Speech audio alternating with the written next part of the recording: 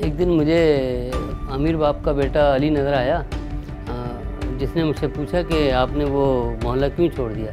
तो मैंने उसे बताया कि मैं उस मोहल्ले में बदनाम होने लगा था, अगर तुम्हें अभी चलना है तो चलो। तो अली ने मुझे कहा कि अभी नहीं, मैं फिर किसी दिन आऊँगा। अभी मैं उससे बातें कर रहा था कि मुझे नियाज़ नज़र आया। किधर भागता है? रुक रुक रुक, किधर जा रहा है? पैसे निकाल मेरे चिटर, मैंने तेरी सारी हिस्ट्री पता कर ली है। निकाल पैसे मेरे। मैं पैसे देता हूँ तुम्हें। मेरे घर चलो इधर। चल चल, घर पे पैसे दे मुझे, अभी चाहिए पैसे मेरे को। गिरबान तो छोड़ो मेरा। चल बैठ मोटरसाइकिल पे। गिरबान तो छोड़ो मेरा, मैं पैसे। बैठ जल्दी मोटरसाइकिल पे बैठ। बैठो। बैठ।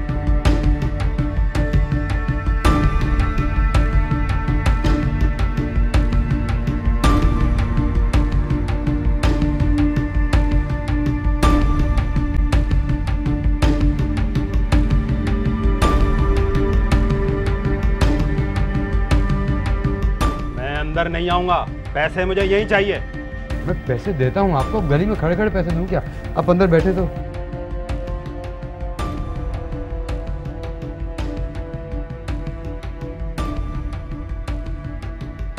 आप तशरीफ रखिए, मैं अंदर से पैसे लेकर आता हूँ। ज्यादा चालाकी मत दिखाना, समझे? पैसे आज मैं लेके जाऊंगा। नादिया, वो न्याज नहीं फर्नीचर वाला, उसने रास्ते में मुझे पकड़ लिया। वो जिससे पैसे एडवांस ले लिए थे हमने, उसको घर में दे आया हूँ, बाहर बैठा हुआ है। मैं भी किसी बहाने से बाहर जाता हूँ, और तूने वो ही करना है, समझ गई कि नहीं? यह दोबारा बताना पड़ेगा, कोई गलती नहीं करना। सुना बड़ा चालाक आदमी है। और ये क्या हर वक्त तो दुपट्टा ओढ़े रहती है, दुपट्टा उतार के जाना, समझी? झाड़ू देने के बहाने जाना, बस तूने झाड़ू लगा तेरे बाद उससे करीब जाएगी और बस हमारा काम हो जाएगा, समझी? अब मैं जा रहा हूँ, जल्दी आना।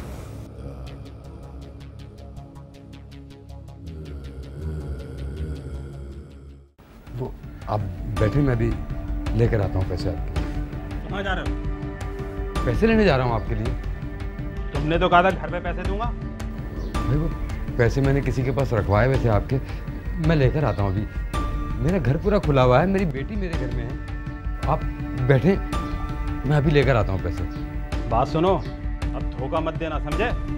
नहीं, बस इस दफ़ा ऐसा नहीं होगा। पैसे तो मैं लेके जाऊंगा आज।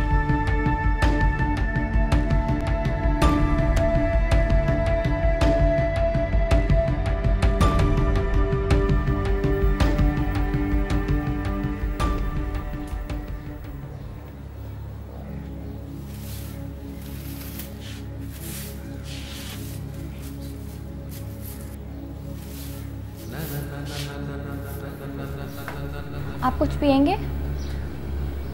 जी नहीं, शुक्रिया। आप इतनी बेरुखी क्यों दिखा रहे हैं?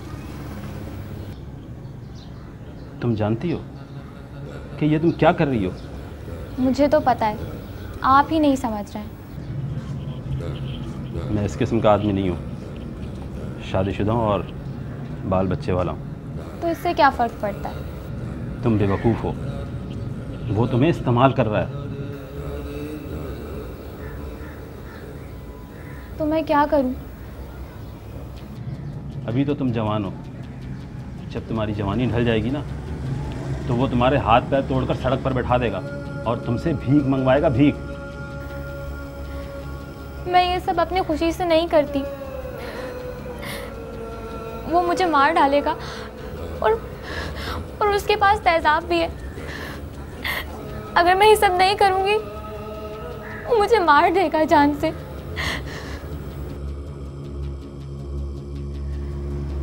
देखो, तुम अकल से काम लो, जज्बात से नहीं। जब वो कहीं गया हो तो तुम घर से भाग जाओ।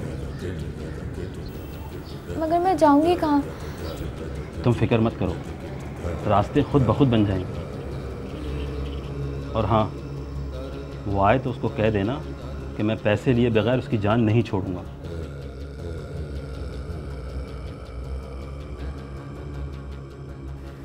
उस आदमी के जाने के बाद मुझे ऐसा लगा कि जैसे अभी भी इस दुनिया में अच्छे लोग बाकी हैं। मैंने सोच लिया कि मैं एक दफ़ा फिर इस दलदल से बाहर निकलने की कोशिश करूंगी। मैं ये सोच ही रही थी कि एकदम से मुझे मामू का ख्याल आया कि मैं मामू को क्या जवाब दूंगी।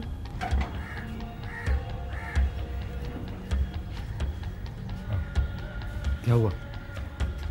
वो मैंने अपनी तरफ से पूरी कोशिश की, लेकिन वो नहीं माना। क्या? जरूर जरूर तूने ही कुछ किया होगा। मैंने कुछ नहीं किया। और क्या बोला उसने?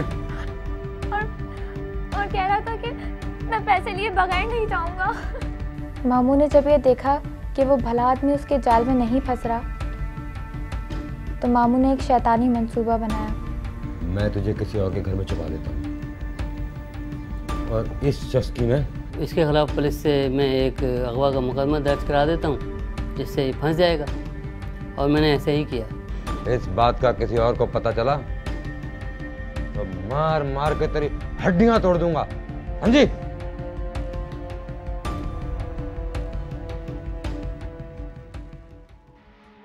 फिर मैं पुलिस के चक्करों में पड़ गया, और मुझे पता था कि पुलिस इतनी आसानी से तो कार्रवाई करेगी नहीं, लेकिन मैं ये भूल गया था कि ऊपर एक ज़ात बैठी हुई है जिसने मुझे बहुत ढील दे रखी है।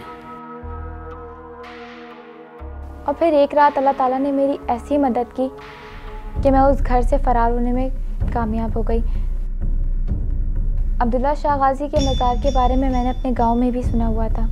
फिर मैं सीधा अब्दुल्ला शाह गाजी के मज़ार पहुंचने में किसी तरह कामयाब हो गई। मैंने नादिया को जिस मकान में छोड़ा था, जब मैं वहाँ पहुँचा तो नादिया वहाँ मुझे नहीं मिली। मेरी समझ में नहीं आ रहा था कि वो कहाँ, कहीं भाग गई है, कहीं चली गई है, कहाँ चली गई है। मेरी अकल कुछ काम नहीं कर रही थी। मैं बहुत ज़्यादा परेशान हो गया था। मुझे ऐसा लगा कि जैसे मुझे मेरा ठिकाना मिल गया है, क्योंकि मुझे छत भी मिल गई थी और मुझे खाना भी वक्त पर मिल रहा था, और मेरे साथ वहाँ पर जुल्म ज़बरदस्ती करने वाला भी कोई नहीं था। वहाँ पर लोग मुझे फ़कीर समझ रहे थे, लेकिन मैं फिर भी अपने रब का शुक्र अदा कर रही थी कि मैं जिस दलदल से निकली हूँ, मुझे फ़कीर बनना मंजूर था।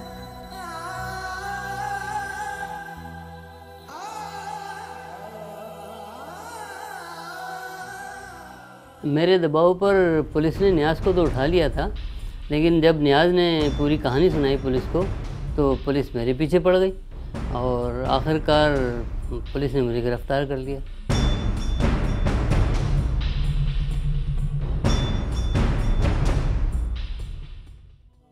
एक दिन अचानक 2 पुलिस वाले मुझे ढूंढते हुए आए। पहले तो मैं उनको देखकर हैरान रह गई कि ये मुझे क्यों ढूंढ रहे हैं, लेकिन फिर उन्होंने मुझे दिलासा दिया और मुझे समझाया कि वो मुझे वहाँ से ले जाने आए हैं, और वो मुझे अपने साथ ले गए। मैंने पुलिस वालों को अपनी सारी कहानी सुना दी। आज मैं दारुल अमान में हूँ और अपने रब का शुक्र अदा करती हूँ कि उसने मुझे उस जहन्नुम से निकाला। लेकिन मैं एक दुआ करती हूँ कि मेरे मामू जैसा इंसान अल्लाह ताला किसी को ना दे।